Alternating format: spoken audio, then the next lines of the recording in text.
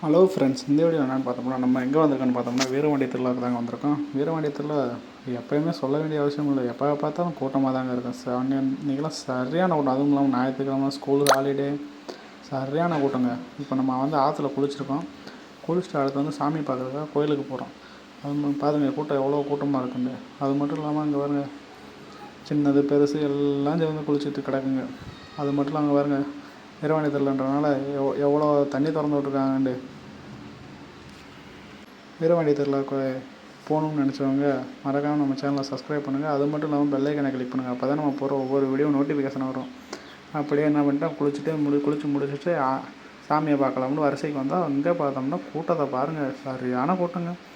சரி, என்னடா இது இவ்வளோ கூட்டமாக இருக்குது, நம்ம எப்போ போய் பார்க்க போகிறோம்னு நினச்சோம். அதை பார்க்குறதுக்காக சிறப்பு தரிசனத்துக்கு வந்தாங்க. சிறப்பு தரிசனத்தையும் பார்க்க அதுவும் ரஷ்ஷாக தான் இருந்துச்சு. அது மட்டும் இல்லாமல் தேரும் நிப்பாட்டி வச்சுருக்காங்க வெளியில். தேர் எப்போ எழுப்பாங்கன்னு கேட்டதுக்கு அது சாயந்தரம் 6 மணிக்கு மேலே தான்ப்பா எழுப்போம். கூட்டத்தை பாருங்கள். சிறப்பு தரிசனத்துக்கு வந்து 25 ரூபாங்க ஒரு ஆளுக்கு டிக்கெட்டு. அதுவும் இல்லாமல் உள்ளேயே எவ்வளோ இது நடக்குதுன்னு பாருங்கள். டிக்கெட்டு 25, தேங்காய் உடைக்கே 10 எல்லாம் வாங்குறாங்க. ஆனால் நல்லபடியாக சாமியை பார்த்துட்டு வந்தாச்சுங்க.